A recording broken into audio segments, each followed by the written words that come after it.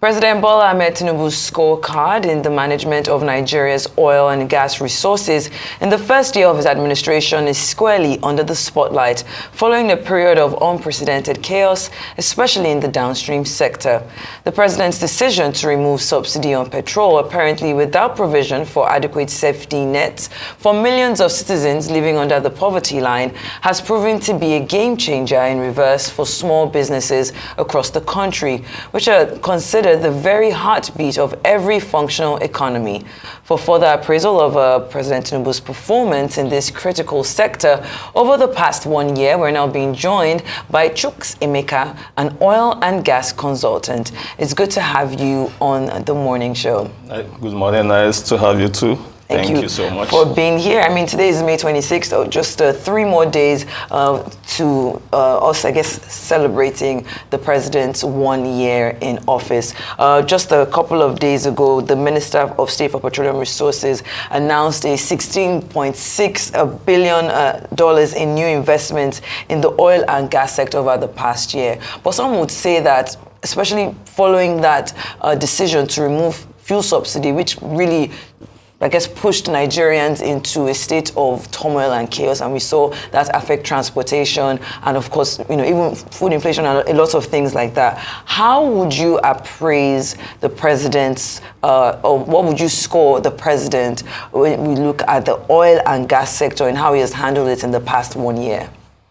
Yeah, I would say the president has actually done so well, because in the past, we had a lot of challenges in the oil and gas industry, more especially in the issues about insecurity, and the challenges of oil thieves. So far, so good. We had an increase in production from about 900,000 barrels per day to about 1.6 to 1.7 million barrels per day. That's a massive increase. So, and this thing is as a result of the fact that there is a little bit of confidence in that sector, and oil thieves have been apprehended. Vessels who are carrying illegal products have been apprehended of recent. As just a few months ago, we had about 2 tankers that we apprehended, MT Kali and MT Harbour Spirit, carrying approximately close to 300 to 400,000 barrels of crude oil. They were apprehended, and then the case was actually taken to the High Court, where seizures of the product and the vessel itself is being done. Now, and I think this is also giving investors confidence. People are looking from across the world and saying that Nigerians are becoming serious about this. We are beginning to take these things serious. In the past, nobody cares. I have been in that axis when I was doing some projects with Mobile, and I understand. I can tell you with all honesty that we are having vessels just come in, take product, and go away. Nobody is even looking at them. But these days, the game has changed. You can't just come to this country anymore and take product and move out. Now there is a security outfit that has been set up called Antita Security in partnership with the other security agencies that has been doing this job. And I think the Tinubu scorecard will play more in the fact that these guys have done jobs in this sector. And the fact that the government also came in and helped and said, okay, we are going to continue with this contract instead of terminating it. It shows that the government has done an appraisal in the past, understood what was going on in the past, and seen that there are results. Now, because there are results, we need to continue the game the way it is. You don't change the winning team. You continue with it. That's the reason why I can tell you, in the next 1 year coming, we are going to hit that 200 million barrels per day, which is our standard OPEC quota that we are supposed to deliver. We are going to hit it because a lot of confidence is coming in there. A lot of people are beginning to say, okay, we are going to come back and do business in the Niger Delta. So it is a sign that Antita Securities and other agencies are doing a good job. That's for me. They are doing a good job. There is a massive, I can tell you. So you expect us to hit 200 million barrels per day? 2 million barrels. 2 million barrels per day is actually our OPEC target. Yes. But currently we are doing 1.7, between 1.6 to 1.7. We're doing less than that. We're doing less than 1.7. No? Yeah, in the past we were just doing 900. Sometimes we don't even get up to 800 barrels per day. Why? Because of these oil thieves. There have been issues where our oil infrastructures have been hampered, been destroyed. So people the production capacity cannot rise. Now, because these thieves have been caught, in fact, there was an incident where a particular vessel was caught and destroyed. I was so supportive. I came on the rise and I said, I support that incident because it shows to the international community. Because these guys, I was telling some people, I said, look, the oil stealing in Nigeria is not done by the militants. The oil stealing there is a syndicate. It's an organized crime. No militant can actually hire a 100,000 barrel vessel. We are talking about $1 million per day. That is what you are going to pay to hire that vessel. Nobody has that kind of money. It has to come from outside. So when somebody brings in his vessel into the country and the vessel is destroyed, it shows that that country is serious. Nobody can work. You can't enter Ghana today and go and carry a vessel and go to Ghana and say you want to go and steal that crude oil. It's not possible. You can't do that. All right. I mean, that particular incident was met with mixed reactions, especially with, by environmentalists who thought that it was wrong to blow up a vessel because of what it will do to the climate. I mean, we are pushing for climate change. Even our president, Bola Ahmed Tinubu, has, advocated for renewable energy. But, you made mention that you're very proud of, President Bola Ahmed Tinubu's, scorecard when it comes to oil production. You said, there was increase in oil production. OPEC is saying that, crude oil production actually rose to 1.28 million barrels per day in April.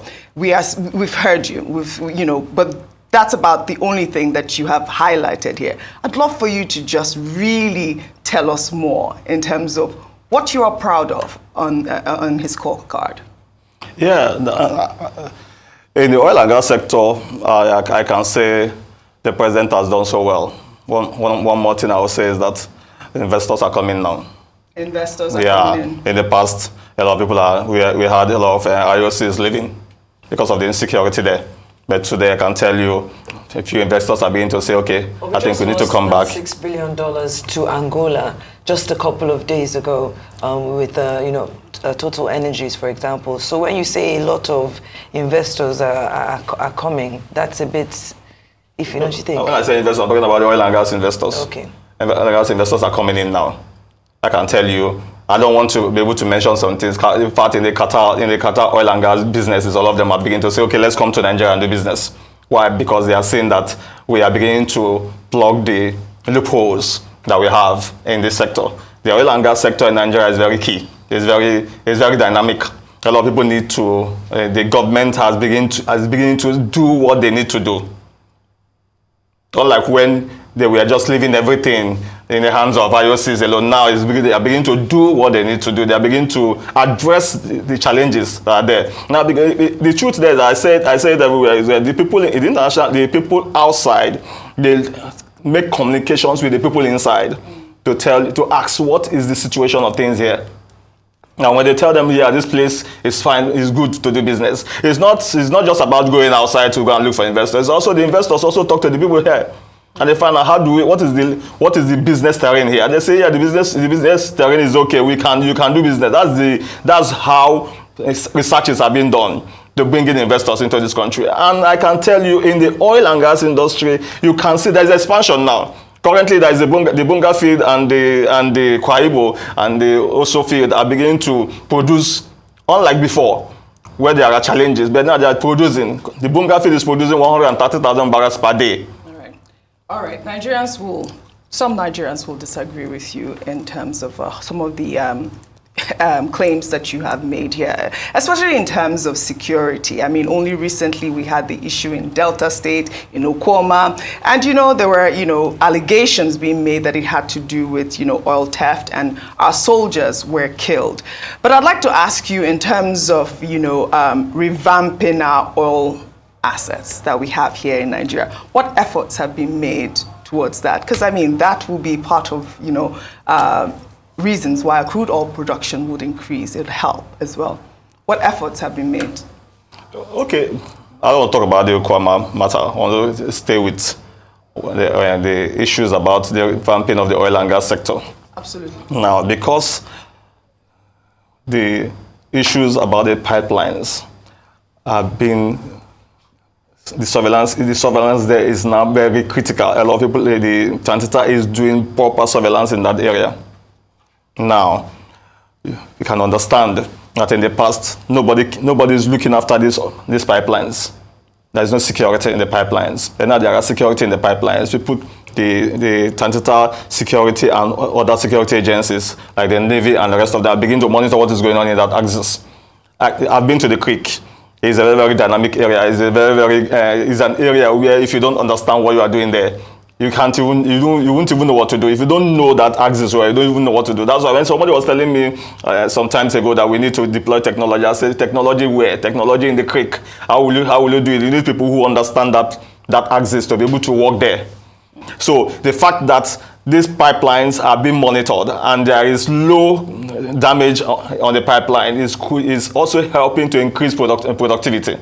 It's helping to make sure that this product is getting to the right destinations, and the government is also getting the benefits from it, because the economy. So I want to ask, actually, I want us to move away from just the securing of the pipelines and the fact that we've increased oil production, because there are other indicators. So, for example, now our refineries are not yet running. Right, state-owned refineries are not yet running. Even the Dangote refinery, which is running, is having to import crude, because even with the increased production, we're still not meeting our needs, even Dangote's needs. So can we focus on other indicators? Like Shaitan spoke earlier about Total taking $6 billion to Angola. They've also announced another $200 million going to another African country. Even the Minister of State for Petroleum, Nukuburi, came out and said that we need more technical capacity to develop deep sea, because IOCs are leaving Nigeria when it comes to our onshore assets, and he said maybe we should get them for deep sea petroleum drilling. So can we, the other indicators, apart from oil production, which has gone high, I believe it's 1.64 million barrels per day just last month or 2 months ago. But apart from oil production increasing and security along the pipelines, those other indicators are refineries, removal of subsidy, increasing investment in the structure of the oil and gas industry. What indicators there have you seen improvement on? If you're talking about the issue about subsidy removal, if you want me to talk about that, I can tell you with all honesty, the subsidy issue is something that I don't want to go back to anymore, because subsidy is gone. And what we should be talking about is that how do we address the issues and the challenges that is affecting the ordinary man on the street in terms of subsidy removal. So you do believe subsidy has been removed? The subsidy has been removed. The government has said that subsidy are removed, and now we have gone there, and the countries now we are not. In fact, we are even diversifying in a way where we can begin to use CNG to generate vehicles, to be one of our vehicles. Subsidy has been removed. That one, there's nothing anybody can say about that. I mean, whatever anybody is saying concerning NNPC paying subsidy behind it, that is not verifiable. It can't be verified. What the government says is that we are not going to be paying subsidy anymore. Now, let me tell you something about subsidy you need to understand. Subsidy is not as if you are carrying money to give somebody. If MNPC brings in product into this country at 500 naira per liter, and it sells to to the tank farms, maybe like bring it to Pinnacle here in Lekki, and the price. That is why before you know, Pinnacle adds their own money. Before you know, the distributors, the people who are going to move it from Pinnacle tank farm down to the filling stations add their own money. That is why we get to where we are. The actual landing cost for PMS here in Nigeria today is between 500 to 520. So when this product comes here, they put it in the storage fund. They pay for the storage facility. NNPC pays. NNPC doesn't have storage facility. They pay for this. When they pay for this storage facility, there are people who also add their own costs to it. So you said the landing cost is between 500 to 600? Yes, its landing cost in this country is between 500 to 520. All right, Mr. Chuks, a lot of other economics will disagree with you, because this has been a topical issue since, the administration of President Bola Ahmed Tinubu. And the fact that you're saying a subsidy has been removed is also quite questionable. But, as we begin to wrap up, I'd love for you to tell us what you would be expecting in the administration. You have highlighted that oil production has increased, but I'm sure that there should be more that you should expect from, the oil and gas sector. A lot to be expected. Let me tell you one of the things now. Since the oil production has increased, the government will have enough resources to be able to build on infrastructures. That's one of the key things, and be able to solve most of the needs that are rising up every day. the challenge the president met here can be dealt with. If you look at most of the activities going on, like the building of the Lagos-Calabar Road and a lot of projects rising up that the government needs to do, there will be enough funding to do it. Because I can tell you with all honesty, the product being stolen in this country in the past 10 years is enough to pay our debts. It's enough to pay our debts. Most of the stolen products per day. When I did my analysis in 2023, the stolen product per day is 110,000 barrels per day. Well, all right. On that note, we would love to thank you very much for joining us on the morning show.